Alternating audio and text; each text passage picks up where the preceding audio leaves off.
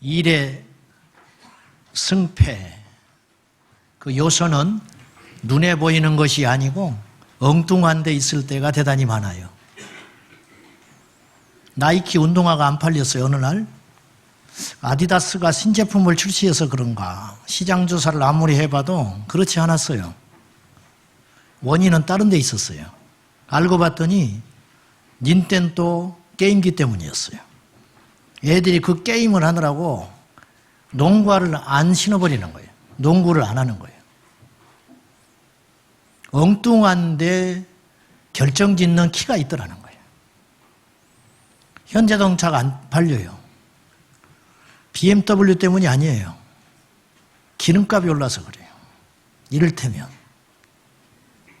영적인 것도 마찬가지예요. 영적인 것도. 축구는 발로 하는 것 같지요. 열심히 발 놀리면 이길 것 같은데 그 축구 경기를 지배하는 진짜 힘은 팀워크입니다. 저 친구하고 서로 작은 것에 다퉜어요. 내가 저 친구한테 패스하기 싫어버린 거야. 그러면 축구 경기 못 이기는 거예요. 팀워크가 축구를 이기는 힘이에요. 이렇듯이 우리의 문제도 다른 곳에 있고 우리의 문제를 이길 수 있는 힘도 다른 데 있을 때가 많아요. 산에 가면 눈에 보이는 바위가 있습니다. 바위, 나무, 풀, 지푸라기. 그런데 진짜 가치 있고 비싼 것은 눈에 보이지 않습니다. 광물. 그 바위 밑 깊은 곳에 금광석이 숨어져 있고 금은 보석이 숨어져 있어요. 이렇듯이 우리 인생을 이끌어가는 실질적인 힘은 눈에 보이는 것이 아니더라는 거예요. 그래서 성경은 신명기 8장 3절에서 모세가 설교하면서 하나님의 뜻을 이렇게 선포합니다. 한번 여러분이 잘 아시는 말씀이지만 읽어봅시다. 시작. 너도 알지 못하며 사람이 떡으로만 사는 것이 아니요 여호와 입에서 나오는 모든 말씀으로 사는 줄을 내게 알게 하려 하심이니라. 떡도 인정해요. 하나님이. 떡 필요하다. 떡으로만 사는 것이 아니다라는 말은 떡이 있기는 있어야 한다. 그렇지만 떡으로만 살면 망한다. 진짜가 뭐냐? 광야 40년 막바지에 모세가 이 설교를 했는데 광야 너희들이 40년 살아봤지 누구도 부정하지 못해요. 하나님이 이 떡 만나를 공급해 줬다는 것은 누구도 부정하지 못하는 사실이에요. 근데 이 떡의 원천이 뭔지 알아? 하나님이야. 근데 이스라엘 백성들이 초기에 실수했던 이유는 뭐냐면 떡만 본 거예요. 그걸 공급하신 하나님을 못 봤어요. 그래서 불평했어요. 그래서 감사하지 못했어요. 하나님께서 신명기 8장을 통하여 말씀하시려는 건 뭐냐면 너희들이 떡이 필요하기는 하지만 떡으로만은 안 돼. 진짜 공급이 뭔지 아니? 하나님 말씀이야. 근데 이제 만나를 내리고 떡을 주신 이유는 뭐냐면 너희들이 하나님을 바라보고 살아도 충분히 죽지 않고 살아갈 수 있다는 증거. 그것이 떡일 수 있고 밥일 수 있고 그것이 고기일 수 있고 그건 다 달라요. 그러나 공급자는 한 분이다. 하나님. 근데 하나님이 우리에게 축복하시고 인도하시고 공급하시는 통로가 무엇이냐면 말씀이야. 이렇게 이야기하는 거예요. 그러니까 말씀을 지키면 떡이 생긴다. 말씀을 지키면 물이 생겨. 말씀을 지키면 구름이 생겨. 이것을 주님이 말씀하는 거예요. 오늘 또 그 하나님이 우리 하나님이에요.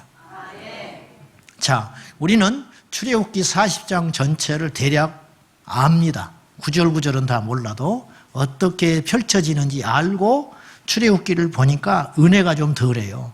지금 이스라엘 백성들은 아무것도 몰라요. 어디로 가야 할지, 내일 무슨 일이 펼쳐질지 모르는 거예요. 근데 홍해가 갈라졌죠? 만나가 내렸죠? 아말렉과 싸우게 됐죠? 그리고 체제가 정비가 됐어요.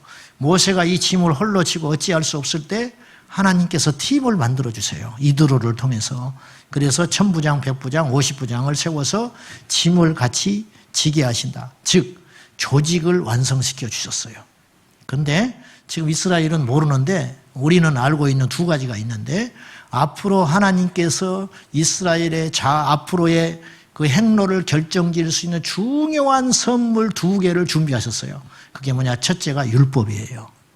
그래서 출애굽기 20장에 10계명을 필두로 10계명을 내려주시고, 그 다음에 대인관계, 물질 문제, 먹어야 할 것과 먹지 말아야 할 것, 이게 레위기법까지 해가지고 계속 가르쳐 주세요. 그리고 하나님 앞에 제사하는 거, 이제 이런 거, 절기를 지키는 원리, 이런 거를 말씀을 해주시고, 또 하나가 뭐냐면 성막 설계도를 주시고, 성막을 그 식양에 맞게 너희들의 고집과 방법으로 만들지 않고 하나님의 집이니까. 아멘. 성막은 하나님의 집이에요. 그래서 하나님이 짓고 싶어 하는 거예요. 그리고 그 집을 짓고 그 중심에 여호와께서 광야 40년은 물론이거니와 그 후에도 그 성막 가운데 지성소에 여호와께서 자리를 잡고 이스라엘과 함께 하고 싶어 하는 거예요. 정리해보면 우리 인생에 중요한 키가 있는데, 그건 첫째가 하나님 말씀이다. 믿는 우리에게. 또 하나는 뭐냐면 하나님을 만나는 예배예요. 이 2개가 우리 인생을 결정짓는 키예요. 이것이 되지 않고는 어떤 노력도 허사라는 것을 일찍 깨달아야 된다는 거죠. 그러니까 우리 젊은 애들이 그걸 일찍 깨달았어요. 청년들이. 그러니까 저들의 인생은 앞으로 하나님이 주관해 주시고 가는 거예요. 앞으로 보시라고. 앞으로. 저 중에는 공부 못하는 놈도 있어. 저 중에는 인간성이 아직 좀 더러운 놈도 있어요. 저 중에는 결단력도 없는 친구도 있을 수 있어요. 근데 보시라니까. 하나님 말씀과 예배에 자기의 인생을 거는 인생이 앞으로 어떤 꽃을 피우게 되는지 보시라고 말이에요. 우리 하나님은 틀림없는 분이라. 아멘.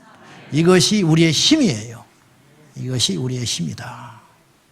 한 사람이 구하는 수준은 그 사람의 수준이에요. 5살짜리는 5살짜리가 구할 수 있는 걸 구해요. 그 이상의 것을 못 구해. 5살짜리 꼬마가 아침에 벌떡 일어나더니, 아빠, 나 승용차 하나 있어야겠는데? 그게 정신 나간 놈이야. 30살이 다 된 놈이, 아빠, 저녁에 들어올 때 초코파이 꼭 하나 사와야 돼? 안 사왔어. 잊어버리고. 그랬더니 난리가 난 거예요. 막 초코파이 나를 안 사랑한다고. 우라통이 터지지요. 그건 자식이 아니고 왼수지. 이건 구하는 수준이 다르다는 거예요. 예수 믿는 사람도 구하는 게 다 달라요. 첫째, 육의 것을 구하는 그리스도인이 있어요.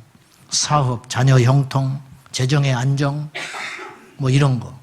이런 걸 구하는 경우가 있다. 하나님께 기도한다고 해서 다 제대로 된 기도가 아니에요. 성경은 우리에게 단호하게 이야기해요. 너희는 먼저 그의 나라와 그의 의를 구하라. 좀 우리가 영리해야 돼요.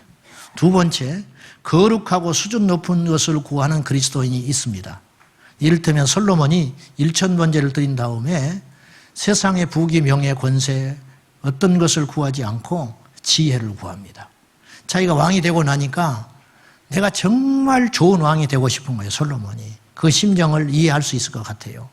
근데 진짜 좋은 왕이 되자니 자기에게 지혜가 부족한 거예요.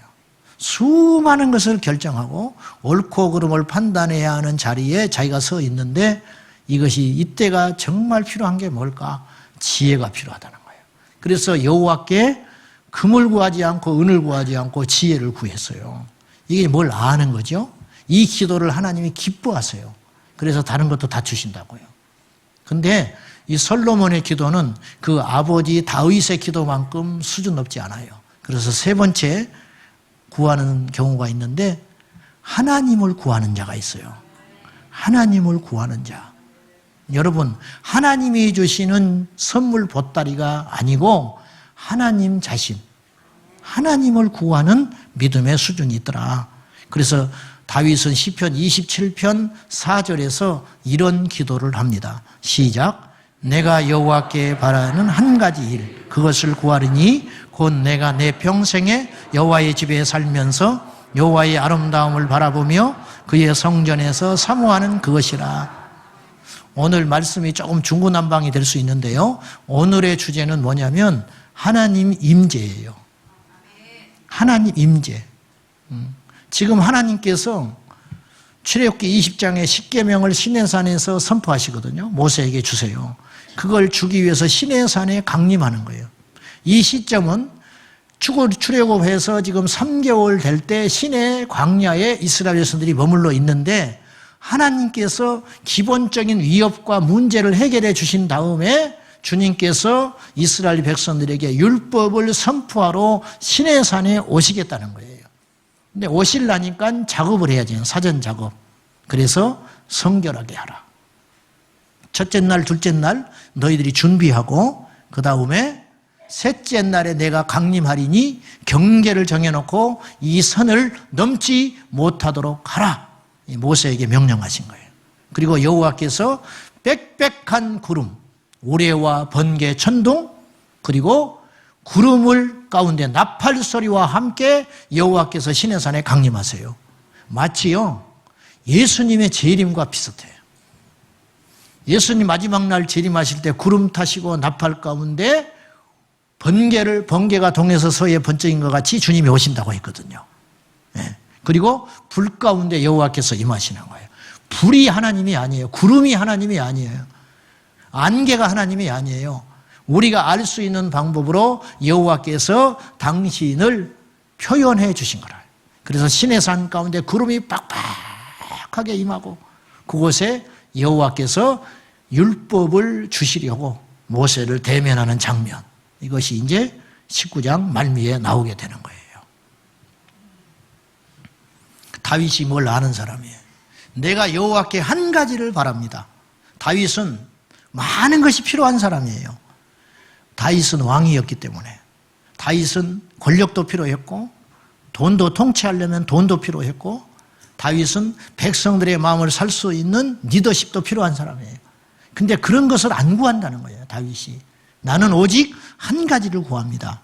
나는 주님의 얼굴을 보기를 소원합니다. 엄청난 기도를 하고 있다는 거예요. 사실은요. 어느 목회자가 이렇게 기도할 수 있습니다.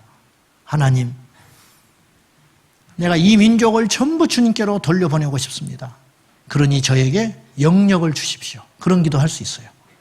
어떤 선교사가 선교지에 나가서요 이렇게 기도할 수 있습니다.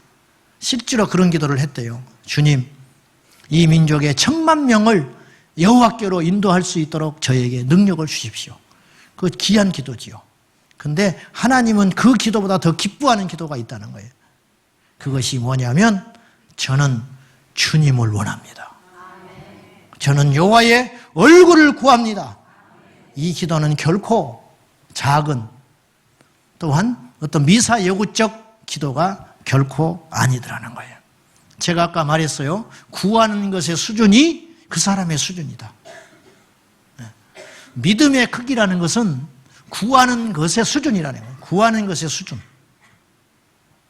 하나님께서 어떤 인생을 얼마나 사랑하시는지 알 수 있는 척도가 있어요. 그건 복이 아니에요.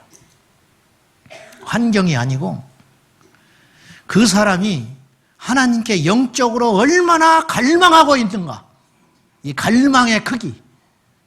다윗은 평생 하나님 앞에 어마어마한 복을 받았고 상상할 수 없는 영향력을 가진 사람이 됐지만 다윗은 그런 것에 관심이 없는 사람이었어요.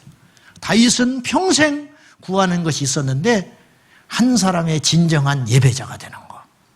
여호와의 전에 머물면서 주님의 전에서 여호와를 기뻐하고 여호와의 얼굴을 구하며 주님과 교제하고 마음이 통하는 사람으로 살아가는 것.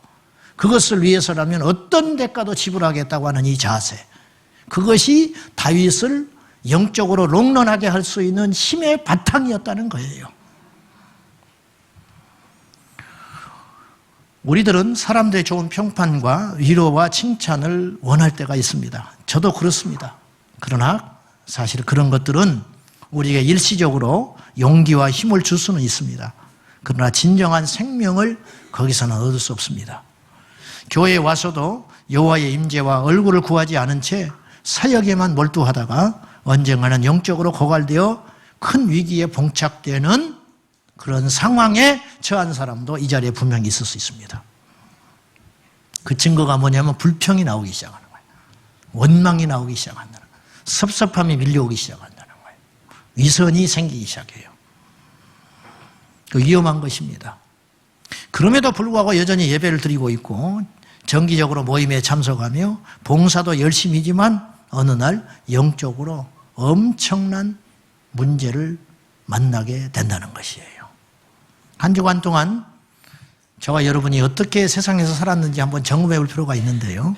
한 주 동안 세상에서 죄는 아니지만 의미 없고 불필요한 오락과 취미 생활에 우리의 시간을 허비하고 인터넷 서핑을 하고 장기간의 텔레비전 시청을 드라마를 주야장창 보고 앉아 있다가 스포츠에 몰입돼 가지고 몇 시간씩 늦게까지 텔레비전을 시청하고 죄는 아니죠. 목사님 뭐 텔레비전 사줬어? 난 사줬지. 자기 텔레비전 갖고 자기가 눈이 빠지도록 본다는데 내가 뭐라 하겠어요. 그렇지만 그런 시간들을 보내다가 교회에 와서 1시간 동안 예배를 드림으로 내 신앙적 의무를 다했다고 착각하지 마시라고 말이에요. 절대 그렇게 생각하지 마세요. 여호와의 임재가 떠났거나 사라진 교회의 실상들을 여러분들은 볼 수 있어야 돼요. 지난 4월 달 한국을 방문한 웨스트민스터 신학교 마이클 허튼 교수는 그리스도가 사라진 미국 교회를 이렇게 표현을 했습니다. 앞으로 우리가 직면해야 할 문제이기 때문에 우리가 귀담아 들어야 됩니다. 미국이 걸어가는 그 길을 우리는 걸어갑니다. 어쩔 수 없어. 정치, 경제, 문화, 심지어는 교회까지도 그렇게 흘러가요. 우리 한국에 탁월한 목회자가 있고 한국적 신학이 있음에도 불구하고 지금 그런 어떤 외국의 그런 것에 따라가는 이걸 탈피를 못해요, 사실은. 이런 거, 제국주의에. 그런데 이번에 이런 말을 했어요. 미국 교회는 더 이상 세속화된 문화의 피해자가 아니다. 옛날에는 교회가 세속적인 피해를 봤다는 거예요. 세상이 교회에 자꾸 들어왔다는 거예요. 근데 지금은 그런 말조차도 할 수 없다. 왜냐? 교회 스스로 세속화를 만들어내는 공장이 되어버렸다. 이렇게 이야기했어요. 굉장히 강한 이야기예요. 그래서 불신앙을 기르는 인큐베이터가 되어버렸다. 옛날에는 교회를 오면 죄인이 교회를 오면 두려움을 느꼈어요. 찔림을 받았고. 근데 지금은 교인들이 죄인들이 교회에 와서 활개치는 세상이 됐어. 뭐 똑같다. 교회가 뭐가 있냐. 두려움을 안 느끼는 거예요. 옛날에는 죄인이 교회에 들어서면 괴로워하고 고통스러워했어요. 그렇게 내가 살지 못하니까. 그러나 지금은 그렇지 않아요. 오늘날의 교회는 재롱과 응석을 받아주는 할아버지와 같이 포근한 곳이 되어버렸어요. 너나 할 것 없이 편리한 교회, 친절한 교회. 여러분, 교회는 친절한 곳이 아니에요. 초대교회가 친절했을 것 같아요? 우리 하나님께서 세우려고 했던 교회가 그런 교회였을 것 같습니까? 오늘 우리가 본문 읽었죠. 여호와께서 경고해요. 경계를 만들어 놓고 넘어서지 못하게 하라. 넘어서면 죽는다는 거예요. 여호와의 명령과 법도를 무시하고 경계를 넘어서서 이곳에 침범하면 하나님이 거룩이기 때문에 당신도 모르게 이 악한 것, 더러운 걸 못 보시는 성품이 있으시기 때문에 이 여호와의 선에, 이 산에 내가 신의 산에 강림할 것인데 너희가 이 경계를 넘어서 버리면 나도 모르게 너희들을 돌진하여 죽일 수 있다는 거예요. 넘지 마라. 만약에 넘는 자가 있거든 너희 스스로 정리해라. 죽이는데 손도 대지 말아라. 화살이나 창으로 손대지 말고 죽여라. 사랑의 하나님이 이렇게 하실 수 있어요? 우리가 하나를 모르고 있어요. 하나님은 사랑이지만 그럼에도 불구하고 하나님은 두렵고도 강하신 하나님이라는 걸 우리가 잊고 하나님께 나오는 거예요.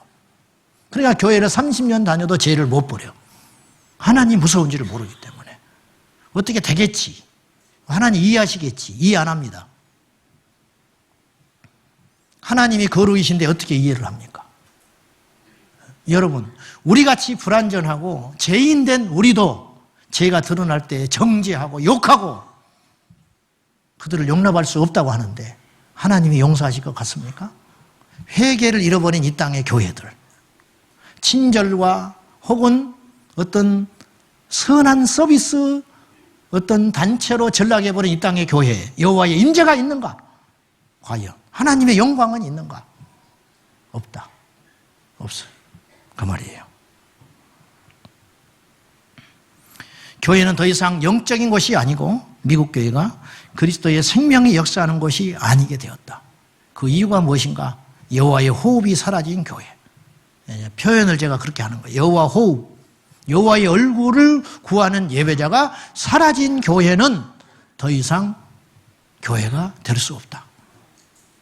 제가 심하지만 이렇게 말씀드릴 수 있습니다.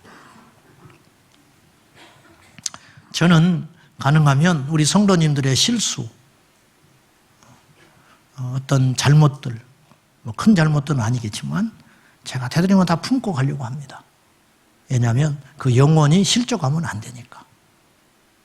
제가 제일 두려운 일은 영혼이 실족하는 일입니다. 그리고 학벌, 재산, 직업에 따라서 제가 목회를 하는 동안에 한 번도 어떤 경우를 차별하거나 특별히 대우를 안 해줬다고 저는 자부합니다. 하나님이 아시지만.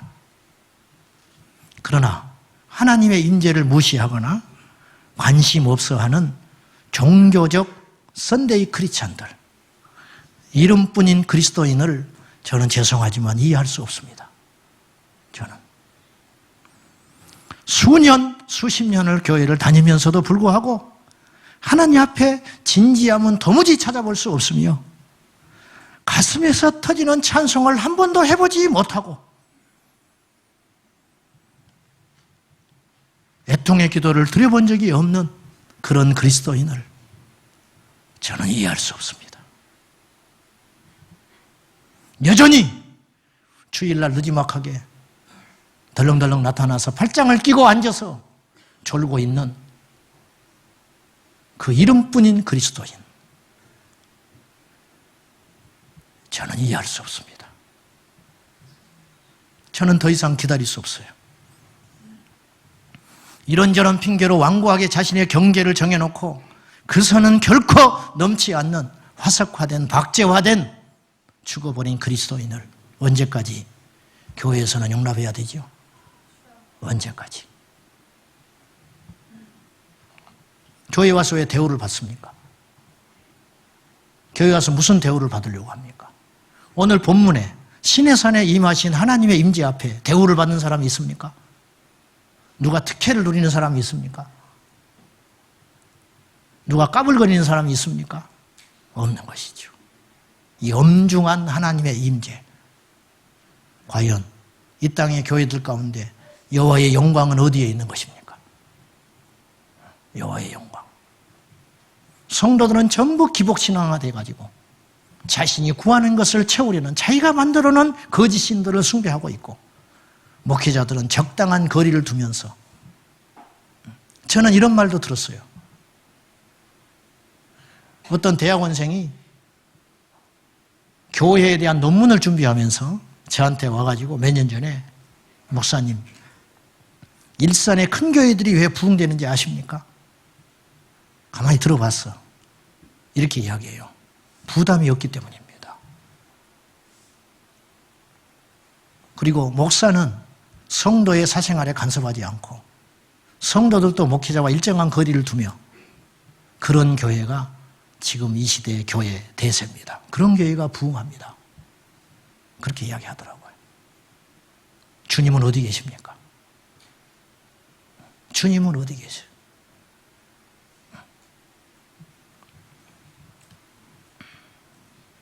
누가복음 12장 49절을 보시기 바랍니다. 시작. 내가 불을 땅에 던지러 왔노니 이 불이 이미 붙었으면 내가 무엇을 원하나. 예수님의 소원이 있다는 거예요. 내가 불을 던지러 왔다. 주님은 착하게 살라고 우리를 부르지 않았어요. 자식 잘 키우고 여러분의 가정을 탄탄하게 만들며 불화했던 부부가 예수를 믿고 하나 되고, 그것은 두 번째라는 거예요. 우리 하나님께서 우리에게 주시려고 하는 건 뭐냐? 불. 내가 불을 던지러 왔다. 이건 표현상이에요. 주님이 그렇게 표현하신 거예요. 우리가 알아들을 수 있게 불. 오늘 우리가 본문은 아니었지만 16절 이하에 보시면 여호와께서 시내산에 강림하실 때 불이 임하신다. 불. 호렙산 떨겨나무에 주님이 강림하실 때, 모세를 만나실 때 타지 않는 불로 임하시는 거예요. 이 신비로운 불. 초대교회가 만들어질 때 사도행전 2장 급하고 강한 불 같은 역사로, 불의 혀같이, 이게 불. 우리 하나님께서 우리에게 주시려는 건 불이에요. 불. 여러분, 내 몸에 불이 붙었어. 가만히 있겠어요? 우리 집에 불이 났어요. 가만히 있을 수 있어요? 주님께서 우리에게 불을 던지러 왔다는 것은 잠잠히 죽어가는 우리들에게 이 땅이 전부인 양 붙잡고 있는 이 땅의 사관과 이 땅의 생각에 온전히 사로잡혀서 다시 오실 주님에 대해 관심도 없고 우리 죽은 다음에 우리 미래가 어떻게 펼쳐질지도 모르는 우리를 깨우기 위해서 주께서 우리에게 던지는 것이 있었는데 불, 우리 심령에 우리 하나님은 불을 던지기를 원하신다는 거예요. 불이 붙었는데 가만히 있을 수 있습니까? 내 마음에 불이 타오르는데 우리가 여전히 아무 일이 없었다는 것처럼 우리가 살아갈 수 있을까요? 그런 죽어버린 예배자, 죽어버린 신앙인을 하나님은 단연코 원치 않으신다. 여러분, 식어버린 커피도 우리는 마시지 않습니다. 커피 맛없다고. 식어버린 커피, 차라리 냉커피가 되든지 뜨거운 커피가 되든지 그래야 먹지, 식어버린 커피 먹지 못합니다. 유통기한이 지나버린 시들어버린 채소 우린 사지 않습니다. 근데 우리는 여호와께 나와서 식어버린 커피처럼 그런 모습으로 하나님께 나오는 것은 아닌가. 때우는 예배, 때우는 주일, 때우는 주의 일, 알면서도, 자기도 알고 주변 사람도 알면서 그런 속이는 예배자가 이 땅에는 얼마나 많은가. 다 필요 없다는 거죠. 수많은 교회들이 부흥을 위해서 몸부림을 치고 있습니다. 수많은 목회 프로그램들이 일어났다가 없어지고는 합니다. 그러나 실상 기도실은 텅 비어 있습니다. 많은 성도들이 일상 속의 문제들에 대하여 깊이 신음하고 고민하고 있습니다. 그러나 정작 그들의 개인 골방의 기도는 식어진 지가 오래되었습니다. 아십니까 이거? 우리가 수많은 사람을 만나는 것보다 한 분을 만나는 게 중요합니다. 한 분, 예수 그리스도. 그분을 만나는 것이. 우리가 여호와의 임재를 기다리고 여호와의 임재를 정말로 사모한다면 우리가 준비할 게 있고 하나님이 해주시는 게 있어요. 첫째 날, 둘째 날 너희들을 성결하게 하라. 옷을 빨아라. 여기는 우리가 해야 할 일이에요. 그리고 셋째 날 여호와께서 임하시겠다고 약속하신 거예요. 임하시고 안 임하시고는 철저히 그분의 주권에 있어요. 우리가 기도를 한다고 은혜 받는 건 아니에요. 우리가 내 생명을 여호와께 드린다고 해서 하나님 나를 쓰시는 건 아니에요. 하나님께서 주신 은혜가 있는데 그건 전적으로 하나님의 주권이에요. 그걸 우리가 시비 걸 수는 없는 것입니다. 내가 하나님께 이렇게 했는데 왜 이러십니까? 그건 말이 안 되는 소리예요. 첫째 날, 둘째 날 너희의 옷을 빨고 너희를 거룩하게 하라. 그리고 셋째 날을 기다려라. 이 경계를 넘지 말고 하나님의 경외하심. 북한의 김정은을 경비하는 사람들을 봤습니까? 그 사람 앞에 나이 대단한 사람들 벌벌벌 떠는 거 보셨습니까? 영상에서 웃지 못할 해프닝으로. 하나님의 영광을 그것과 감히 비교할 수 있을까요? 우리 교회에 대통령이 왔다 칩시다. 우리가 그냥 이런 식으로 예배 드릴 수 있을 것 같습니까? 근데 그분을 창조하신 분이 이 자리에 계셔요. 우리 주 하나님. 그분을 예배하는 우리들이에요. 근데 어찌 우리가 이렇게 밍숭맹숭할 수 있죠? 어떻게 이럴 수 있죠?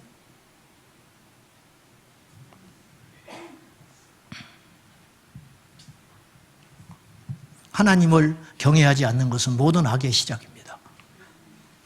지난주에도 말씀드렸지만 모든 지식의 시작은 여호와를 경외하는 것입니다. 여호와를 경외하지 않기 때문에 여호와의 임재를 경험할 수 없는 거예요.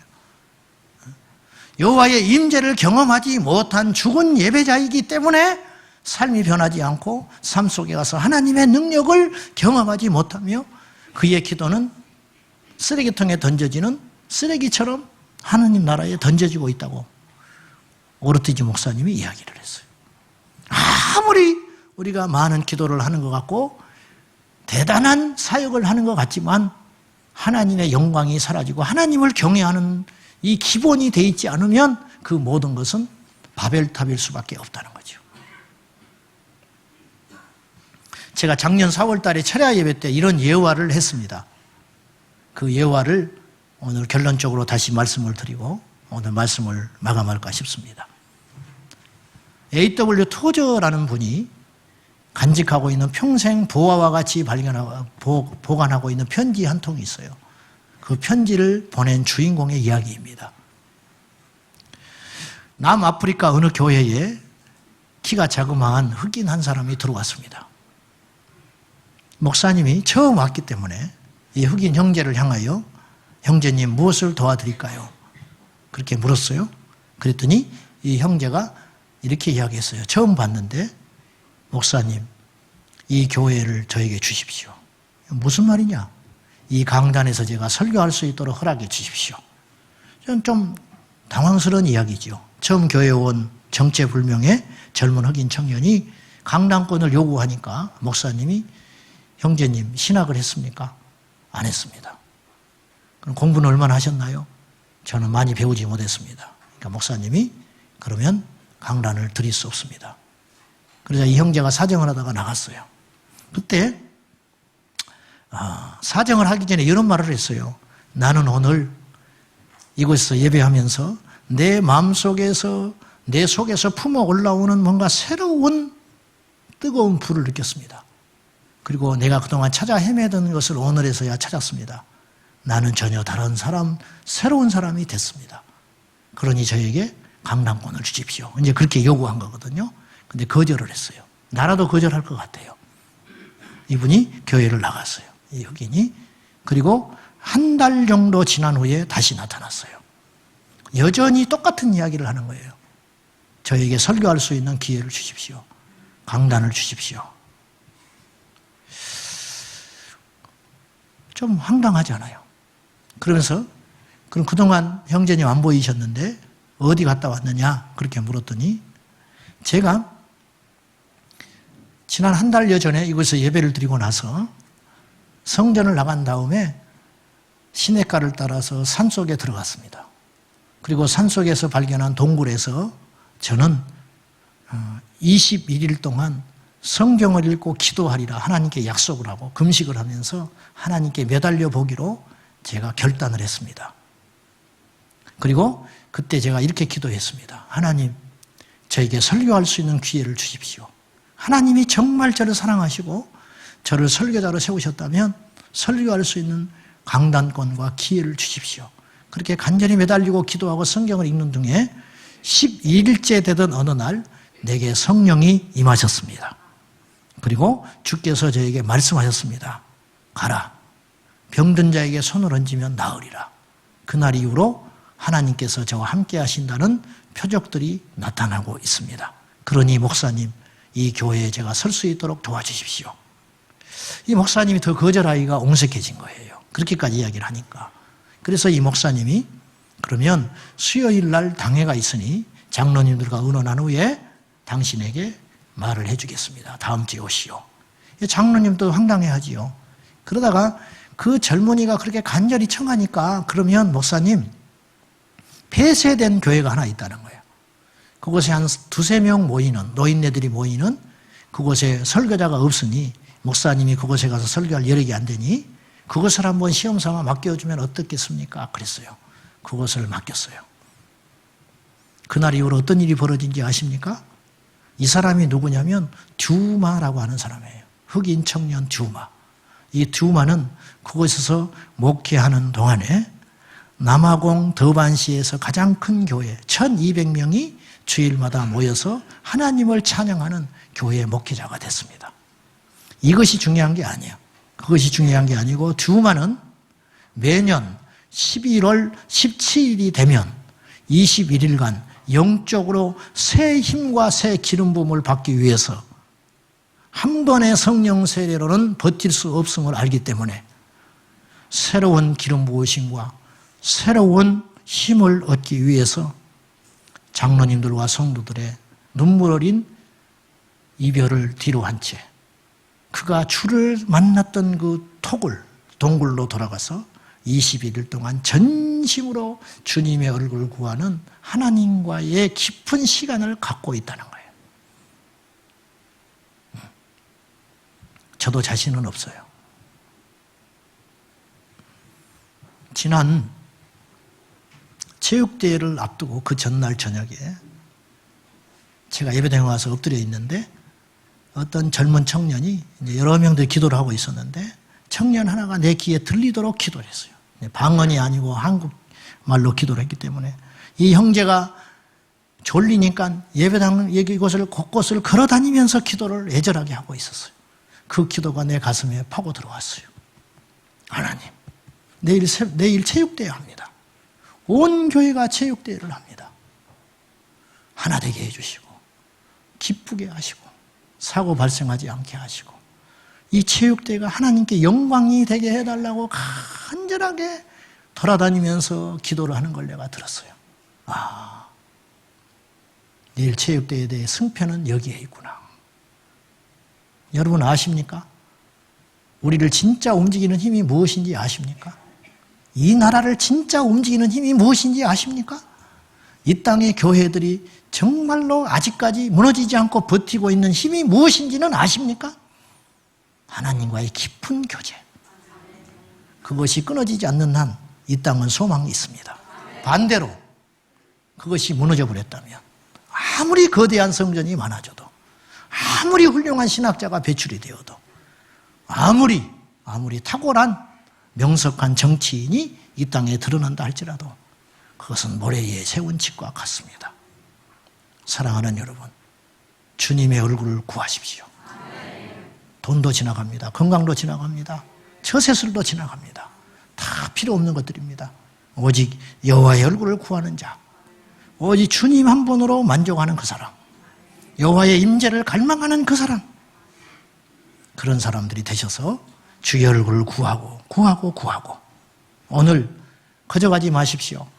종교인 되지 마십시오. 한번 나와본 자리가 되지 마십시오. 주님을 만나고 가십시오. 기도하겠습니다.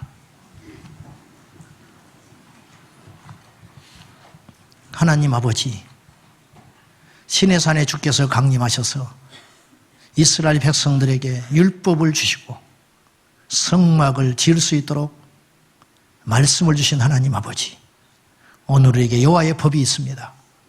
우리에게 주의 몸된 교회가 있습니다.